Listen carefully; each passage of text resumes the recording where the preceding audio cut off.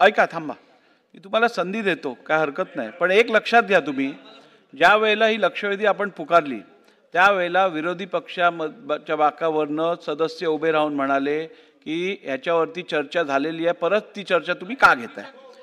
त्या विनंतीचा मान राखत मी सदस्यांना सांगितलं तुम्ही उभे राहिलात म्हणून कंप्लीट करा, पण ह्यानंतर आपण ह्याच्यावरती चर्चा करणार नाही. सगळ्यांनी ऐका, सगळ्यांनी मान्य केलं.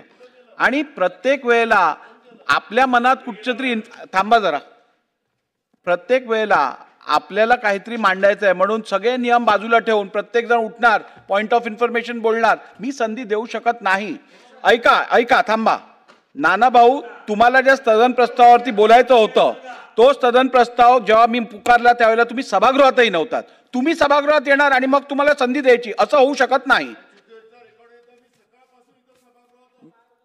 राहू दे आता, चला ठीक आहे.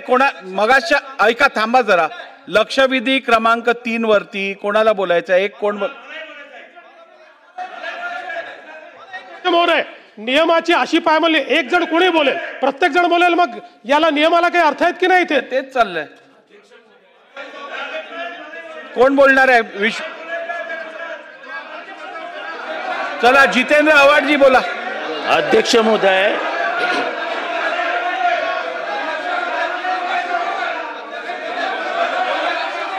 अरे नहीं बोलेगा अध्यक्ष महोदय. चला